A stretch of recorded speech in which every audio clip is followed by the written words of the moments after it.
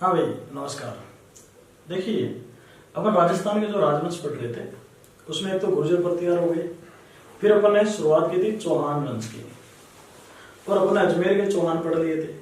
फिर अजमेर के चौहानों के लास्ट में अपन ने ये पढ़ा कि जो गोविंदराज है वो कुतुबुद्दीन ऐबक को लेकर कहाँ जाता है, रणथंभौर जाता है। तो अपन आज जो चौहान पढ़ेंगे, और आज अपन जो चौहान पढ़ेंगे दोस्तों, वो अपन पढ़ेंगे रणथंभौर के चौहान। रणथंभौर के चौहान। अब देखो, सबसे पहले ध्यान रखना है कि रणथंभौर में चौहान वंश की स्थापना कब हुई? 1194 में। और रणथंभौर में चौहान वंश की स्थापना करने वाला कौन था? गोविंदराज। तो गोविंदराज ने 1194 में रणथंभौर में चौहान वंश की स्थापना कर दी। गोविंदराज कोई और नहीं, अजमेर के शासक पृथ्वीराज चौहान का बेटा था। अजमेर के शासक पृथ्वीराज चौहान का बेटा। और ये जो गोविंदराज है, इसने रणथंभौर में चौहान वंश की स्थापना की थी कुतुबुद्दीन ऐबक की सहायता से। तो रणथंभौर में चौहान वंश की स्थापना कुतुबुद्दीन ऐबक की सहायता से किसने कर ली थी? गोविंदराज ने। कब किए? तो 1194 में। ये यहां ध्यान रखना है। इसके बाद में आपको ध्यान रखना है कि जो रणथंभौर के चौहान हैं, इन रणथंभौर के चौहानों का जो सबसे प्रसिद्ध शासक हुआ वो हुआ था हमीरदेव चौहान। भाई, जो रणथंभौर के चौहान हैं, इन रणथंभौर के चौहानों का सबसे प्रसिद्ध शासक कौन हुआ था? हमीरदेव चौहान। हमीरदेव चौहान ने रणथंभौर पर शासन किया 1282 से लेकर 1301। तो भाई 1282 से लेकर 1301 तक रणथंभौर पर शासन हमीरदेव चौहान ने किया। और रणथंभौर के चौहानों का जो सबसे प्रसिद्ध शासक था वो भी कौन था? हमीरदेव चौहान। ये जो हमीरदेव चौहान है, इस हमीरदेव चौहान के पिता का नाम, और दोस्तों हमीरदेव चौहान के पिता का नाम था जैत सिंह। हमीरदेव चौहान का पिता कौन था? जैत सिंह। और ये हमीरदेव चौहान जैत सिंह का तीसरा बेटा था। तो जैत सिंह का तीसरा बेटा हमीरदेव चौहान, और ये हमीरदेव चौहान ही सबसे प्रसिद्ध शासक बना था। और सबसे प्रसिद्ध शासक कहाँ का बना? रणथंभौर का। जब हमीर के पिता जैत सिंह की मृत्यु हुई तो हमीर ने इस जैत सिंह की याद में छतरी बनवाई। और जैत सिंह की याद में जो छतरी बनी, ये छतरी बनी थी 32 खंभों की। तो हम ऐसा कह सकते हैं कि हमीर ने अपने पिता जैत सिंह की याद में 32 खंभों की छतरी बनवाई। और ये जो 32 खंभों की छतरी है, इस छतरी में बैठकर ही हमीरदेव चौहान, और हमीरदेव चौहान इस छतरी में बैठकर ही क्या करता था? न्याय। इसलिए ये जो जैत सिंह की छतरी है, इस जैत सिंह की छतरी को, और जैत सिंह की छतरी को कहते हैं कौन सी छतरी? न्याय की छतरी। तो न्याय की छतरी हमीरदेव चौहान के पिता की है, और हमीरदेव चौहान के पिता का नाम क्या था भाई? जैत सिंह। फिर अपन को ध्यान रखना, ये जो हमीरदेव चौहान है, इस हमीरदेव चौहान के बारे में अपन को मिलती है जानकारी। हमीरदेव चौहान के बारे में जानकारी देने वाले जो ग्रंथ है, पहला ग्रंथ है वो है श्रृंगार हार। दूसरा जो ग्रंथ है वो है हमीर महाकाव्य। दूसरा जो ग्रंथ है वो कौन सा? हमीर महाकाव्य। तीसरा जो ग्रंथ है वो है सुरजन चरित्र। कौन सा ग्रंथ है? सुरजन चरित्र। चौथा जो ग्रंथ है वो है हमीर हट। इसके बाद में पांचवा जो ग्रंथ है वो है हमीर रासो। और ये हमीर रासो कौन सी शताब्दी का है? 13वीं का। इसके बाद में छठा जो ग्रंथ है वो भी है हमीर रासो, लेकिन ये वाला जो हमीर रासो है वो कौन सी शताब्दी का है? 18वीं का। तो इतने सारे ये जो ग्रंथ है ये ग्रंथ अपन को जानकारी दे रहे हैं किसकी, हमीरदेव चौहान की। पहला ग्रंथ कौन सा है, श्रृंगार हार। श्रृंगार हार का लेखक स्वयं हमीर था, यानी स्वयं हमीरदेव चौहान द्वारा जो ग्रंथ लिखा हुआ था वो ग्रंथ कौन सा है, श्रृंगार हार। फिर अगला ग्रंथ आया हमीर महाकाव्य। तो हमीर महाकाव्य का जो लेखक था उसका नाम है नयन चंद्र सूरी। भाई नयन चंद्र सूरी ने जो ग्रंथ लिखा वो कौन सा है, हमीर महाकाव्य। फिर सुरजन चरित्र और हमीर हट, इन दोनों का लेखक एक ही था और इन दोनों का जो लेखक था उसका नाम था चंद्रशेखर। तो भाई सुरजन चरित्र और हमीर हट इन दोनों को लिखने वाला कौन है, चंद्रशेखर है। फिर ये हमीर रासो 13वीं शताब्दी का है, इसका जो लेखक था भाई उसका नाम था सारंगधर। हमीर रासो 18वीं शताब्दी का है और इसका जो लेखक था वो कौन था भाई, जोधराज। तो अपन को ध्यान रखना है कि अभी अपन इस क्लास में रणथंभौर के चौहानों की शुरुआत की है और रणथंभौर में जो चौहान वंश की स्थापना है वो 1194 में हुई। ये स्थापना गोविंदराज ने की, जो पृथ्वीराज चौहान तृतीय का क्या था, बेटा। जब इसने यहाँ चौहान वंश की स्थापना की तो इसने कुतुबुद्दीन ऐबक की क्या ली थी, सहायता ली थी। और रणथंभौर के चौहानों में जो सबसे प्रसिद्ध शासक हुआ वो हुआ था हमीरदेव चौहान। ये 1282 से लेकर 1301। इसके पिता का नाम था जैत सिंह और ये जैत सिंह का कौन सा बेटा था, तीसरा। फिर अपन को ध्यान रखना है हमीरदेव चौहान ने जैत सिंह की छतरी बनवाई 32 खम्भों की, जो रणथंभौर में ही है। और इस छतरी में बैठकर हमीर करता था न्याय, इसलिए इसको कहते हैं न्याय की छतरी। हमीरदेव चौहान की अपन को जानकारी मिलती है और इसकी जानकारी देने वाला पहला ग्रंथ श्रृंगार हार, इसका लेखक स्वयं कौन है भाई, हमीर। इसके अलावा दूसरा जो ग्रंथ है वो हमीर महाकाव्य और इसका लेखक कौन है, नयन चंद्र सूरी। फिर तीसरा ग्रंथ है वो है सुरजन चरित्र और चौथा है हमीर हट, इन दोनों का लेखक कौन है, चंद्रशेखर। पांचवा जो ग्रंथ है वो हमीर रासो 13वीं शताब्दी का, इसका लेखक सारंगधर। छठा हमीर रासो 18वीं शताब्दी का और इसका लेखक कौन है, जोधराज। अपन एक रणथंभौर का प्रसिद्ध शासक पढ़ रहे हैं और दोस्तों ये जो रणथंभौर का प्रसिद्ध शासक है उस शासक का नाम हमीरदेव चौहान। तो हमीरदेव चौहान की जानकारी देने वाले अपन ने ग्रंथ पढ़े अभी। अब ये जो हमीरदेव चौहान है, इतिहासकार ऐसा मानते हैं कि हमीरदेव चौहान एक वीर राजा था। इसके अलावा ये उदार राजा भी था और इसके अलावा ये हमीरदेव चौहान शरणागत की रक्षा करने वाला शासक भी था। कोई भी व्यक्ति इसके पास आकर शरण अगर लेता तो उसकी रक्षा भी करता था कौन, हमीरदेव चौहान। इसलिए हमीरदेव चौहान की प्रशंसा की थी और हमीरदेव चौहान की प्रशंसा करने वाला एक तो था अमीर खुसरो और अमीर खुसरो के अलावा मुस्लिम इतिहासकार जियाउद्दीन बर्नी ने भी हमीरदेव चौहान की प्रशंसा की। तो वीर, उदार और शरणागत की रक्षा करने वाला शासक होने के कारण हमीर की प्रशंसा करने वाले जो लोग थे वो एक तो अमीर खुसरो था और एक जियाउद्दीन बर्नी था। आपको ध्यान रखना है कि ये जो हमीरदेव चौहान है, हमीरदेव चौहान की अगर अपन बात करते हैं तो इस हमीरदेव चौहान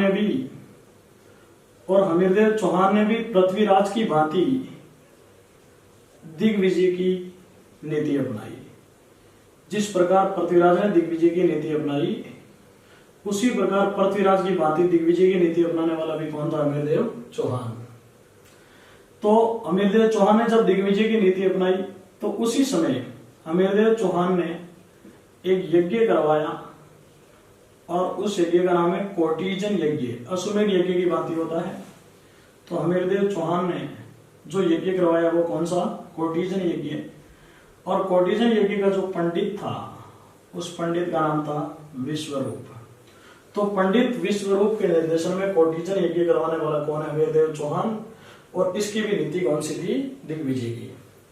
हमीरदेव चौहान का गुरु था और दोस्तों हमीरदेव चौहान का जो गुरु था उसका नाम था राघव देव। तो ये जो हमीरदेव चौहान है, इस हमीरदेव चौहान के गुरु का नाम क्या था, राघव देव। इसके अलावा हमीरदेव चौहान का एक दरबारी कवि भी था। और दोस्तों हमीरदेव चौहान का जो दरबारी कवि था उसका नाम था विजयादित्य।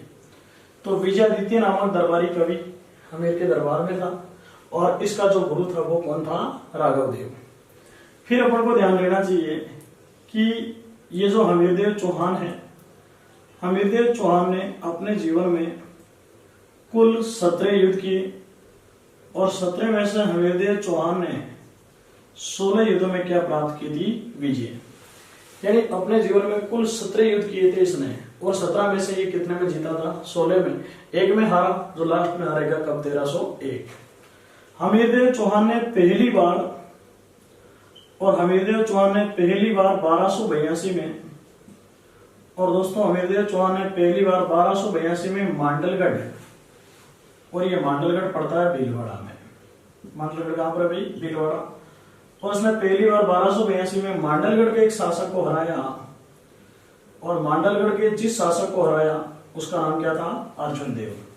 तो हमीरदेव चौहान ने पहला आक्रमण 1282 में मांडलगढ़ पर किया जो भीलवाड़ा में है, और उसने मांडलगढ़ के किसको हरा दिया था? अर्जुन देव को। फिर अपन को ध्यान रखना है कि ये जो हमीरदेव चौहान है, ये हमीरदेव चौहान हठ के लिए प्रसिद्ध था। हठ को अपन कह सकते हैं एक प्रकार से जिद। तो हठ या जिद के लिए प्रसिद्ध जो शासक हुआ वो भी कौन हुआ? हमीरदेव चौहान। हठ के लिए प्रसिद्ध होने के कारण इस हमीर पर एक उक्ति है और हमीरदेव चौहान पर एक उक्ति है, और वो है तिरिया तेल हमीर हट। तिरिया तेल हमीर हट चढ़े न दूजी बार। तिरिया तेल हमीर हट चढ़े न दूजी बार। इसका शॉर्ट में मतलब यही है कि जिस प्रकार लड़के के जीवन में उस पर एक ही बार तेल चढ़ता है जब उसकी शादी होती है, उसी प्रकार हमीर जिद भी कितनी बार करता था? एक ही बार। कहने का मतलब है जो काम सोच लिया वो काम करना है। तो हट के लिए प्रसिद्ध जो शासक हुआ वो अपना शासक कौन है भाई? हमीरदेव चौहान। ध्यान रखना है कि हमीरदेव चौहान एक वीर राजा था, इसके अलावा उदार भी था, शरणागत की रक्षा करने वाला भी था, इसलिए अमीर की प्रशंसा अमीर खुसरो और बरनी ने की थी। इसके बाद में अपने को ध्यान रखना है, इसने दिग्विजय की नीति अपनाई और इस नीति के तहत इसने कोटिजन यज्ञ भी करवाया, और इस यज्ञ का पंडित कौन था भाई? विश्वरूप। हमीर का जो गुरु था, इसके गुरु का नाम था राघव देव, इसका दरबारी कवि था, उसका नाम था विजयादित्य। इसने कुल 17 युद्ध किए, 17 में से 16 में जीता। पहली बार 1282 में आक्रमण किया इसने मांडलगढ़ पर।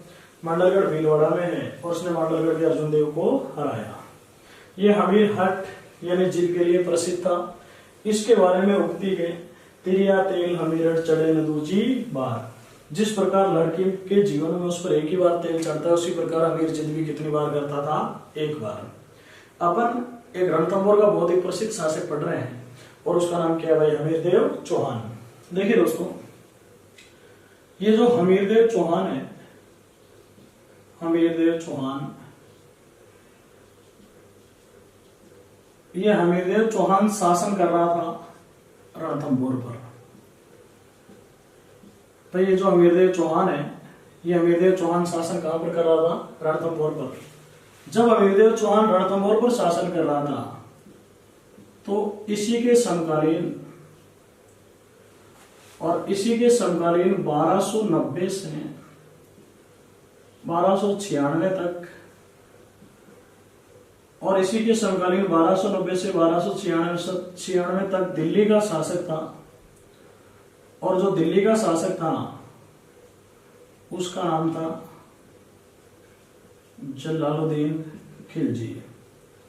तो ध्यान रखना है कि अपने रणथंभौर का शासक हमीरदेव चौहान है और इसके समकालीन 1290 से 1296 तक दिल्ली का शासक कौन है? जलालुद्दीन खिलजी।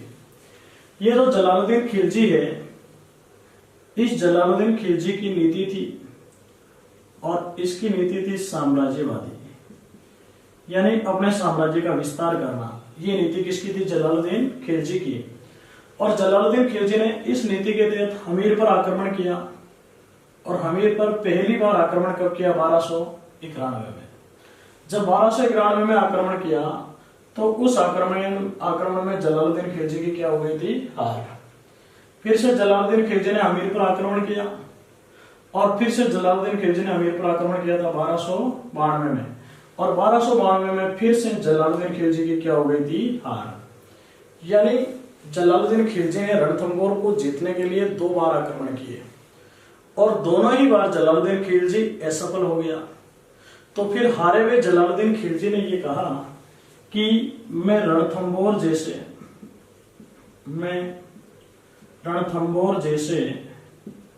9-10 दुर्गों को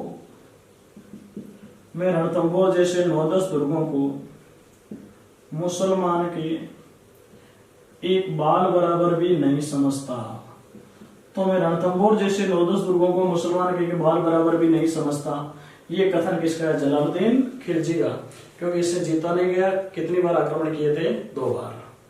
फिर ये जो जलालुद्दीन खिलजी है, इस जलालुद्दीन खिलजी का भतीजा था, और जो इसका भतीजा था वही इसका दामाद भी था, और इसके अलावा वही इसका था सेनापति।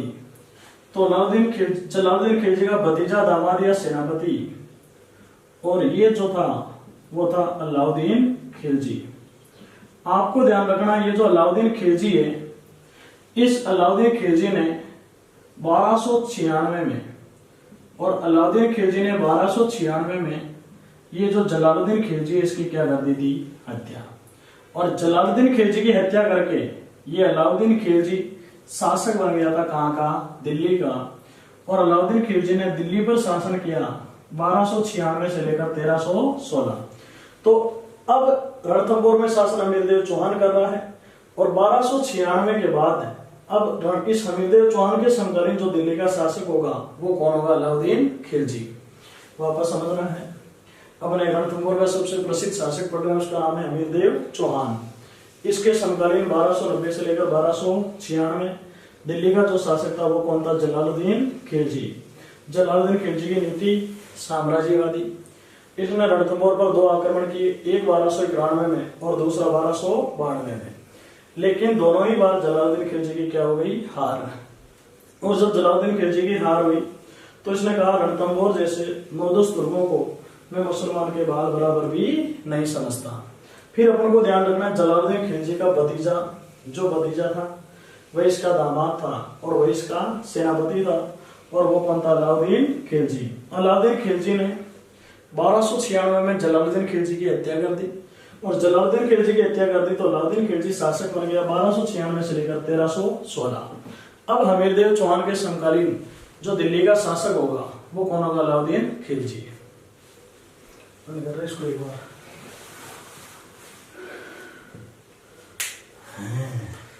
रेस्ट करो सर। भाई बिल्कुल छू रहा है।